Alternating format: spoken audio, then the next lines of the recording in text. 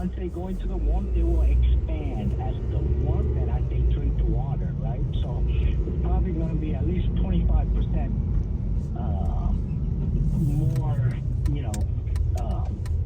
wider, wider than if you see it open outside.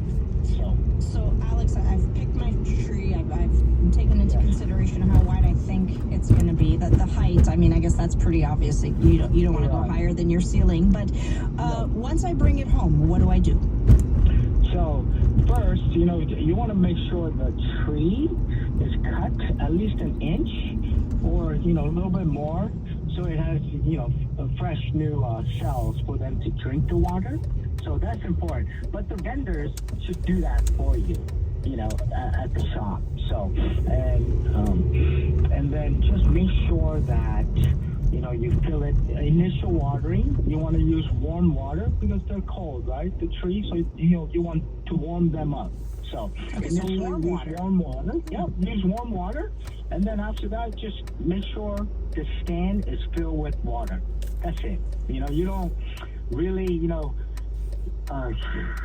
there's a lot of, preservatives or, additives that, are marketed out there, but you don't need those things. You just make sure it's not going to extend the life of the tree. So you just make sure, there's water in your stand. Okay, actually, we're getting text messages about that. So, one person saying my parents always used to put spruce beer in the water to keep the Christmas tree green. R in Milan saying sugar water in the tree stand is a great trick. So, are you saying it's not necessary? No, I mean it's fine. If it's parents told you, grandparents, that's fine. That's intelligence from old school. So that's fine, but it's really not necessary. So, but it's not going to hurt. All right. Any mistakes to avoid? Any mistakes? Probably the biggest mistake is, you should never put the tree next to a heat source. Even a sunny window, fireplace, wood stoves, your heater. Avoid that. I think that's the most important thing. Just don't put it next to a heat source. It'll dry up the tree quickly, very quickly. Alex, sometimes getting an arrangement or flowers can create a festive mood as it is. So do you have any tips for people who maybe don't want to go the tree route? Maybe, it's someone who would have trouble putting up a tree, or it's just they're not into it this year. What other options are there if I don't want a tree? Oh, well, there's always, branches, evergreen branches or pine branches. You could always, vendors sell that. We sell them. So you could freshly cut those and, put it in water, and they'll give the same fragrance as a Christmas tree. Or, poinsettia is a great idea, or even a local pine tree, that's planted in soil. You could decorate that, and that you'll have year after year, so and that's always, poinsettias, and they'll always brighten up, the holiday environment. Alex, thank you so much for this. Great to talk to you again, and happy holidays. Yes, no, thank you very much. Happy holidays and Merry Christmas to everyone. Thank you. That is Alex Yu, owner of Mo West Flower Shop, and just selling off there his final trees. He sold about 400 trees this season, Lita.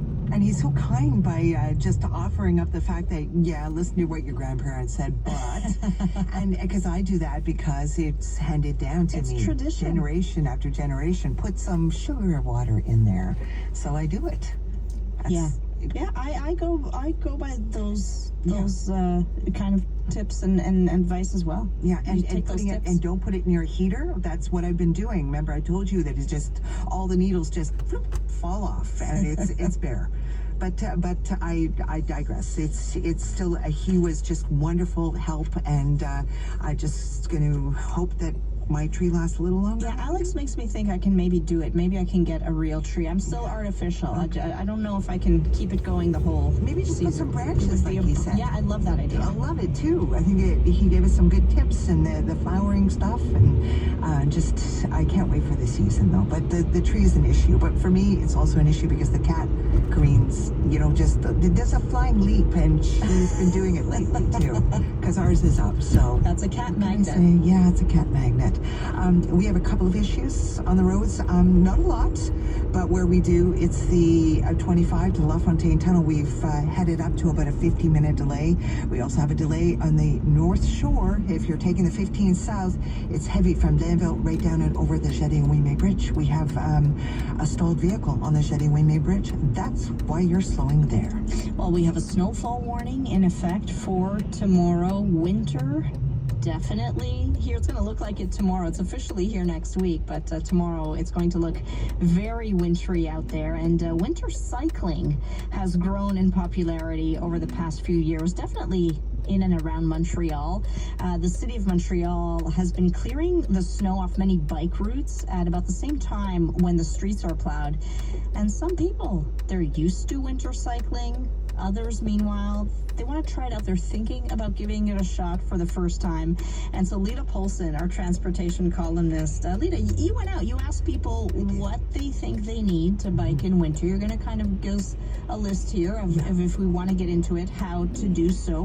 What did people tell you? Well, I talked to a lot of people, but a couple of people actually, I just want to play just or talk to a couple of people, and they told me so many different ideas, but here are just a few of them. This is what they said.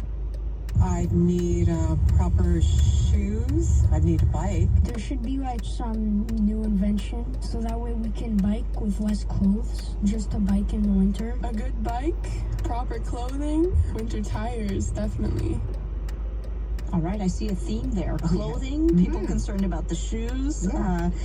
They sound like they might try it maybe with a little guidance. Did you get any tips, Lita, how to cycle? And not just winter, Montreal winter. I know, you know what? I went to looking for a very experienced Montreal winter cyclist, and I met up with Martine Devletter, and I asked her first how long she's been winter cycling. Well, in Montreal 10 years, but I'm from the Netherlands and I've been cycling my whole life. Summer, winter, fall, spring, any season. In the rain, in the snow. She's done it all. Yeah, okay. Martine sounds very comfortable cycling in Montreal in all the seasons. So let's touch on some of those things people mentioned. People thought clothing would be an issue. Does she wear any special protective winter clothing when she bikes? Well, she seemed so comfortable, didn't she? And she's also very comfortable with her just basic winter clothing. No new inventions for her. Well, I of course have a winter coat, but I do see other cyclists that wear goggles and that wear, let's say, whole ski outfits. I don't do that because I actually get very warm during the cycling. So that is my only problem, that I have a big coat, and then when I get to work, like it's a 15-minute bike ride, so it's not so far, but then I'm like super sweaty, which is not so pleasant. Yeah, that's an interesting point, because you think, oh, it's winter, it's cold, but I mean, you're not just standing there in one place. That's when you get cold. You're moving. What about equipment? Well, I dropped by. I decided that I needed another opinion on this. Bike shop, Martin Swiss, and I talked to Stephen Dennis about what he hears from people and who want to start winter cycling. What kind of tires do I use? That's probably the biggest question, is what's the tire brand and studs and stuff like that. What can I use to get through the winter safely? Do you need to layer up like skiing? It's just another sport outside in the winter. Okay, layers. He mentioned safety there, Lita. How safe is it to cycle in winter? Well, you know what? Because this is my concern, and I had to turn again to Martine, and I asked her what she needs to keep her safe on her bike travels to and from work. It sounds very heroic to do winter cycling, and of course it is, but it is not, in fact, because I find the roads are better snow removed, let's say, than the walkways, the sidewalks. So I actually find myself much safer on the road than on the sidewalks. I don't bike if it starts snowing in the morning. The snow removing doesn't keep up. Yeah, so she's quite practical. I mean, she knows, she's been doing this for a long time. So, for example, most of us would head out onto a bike path. She does not. I also checked with Velo Quebec. They had some pretty good tips for people just starting out, such as tip 1, I never thought of this, make sure your brakes and gears are working properly and that your chain is well lubricated, because of course we have a lot of salt. Oh, right. You know, on our roads. Another tip is things freeze up in winter, so always have a small bottle of lock de-icer in your bag or in your coat pocket. And also in winter the days are shorter, so biking you're often in the dark. So equip your bike with bright lights, not just ordinary lights, bright lights, white in the front and red in the back. Yes, want to be visible, maybe some fluo clothing as well. Lita, what about kids and teens? Have they been winter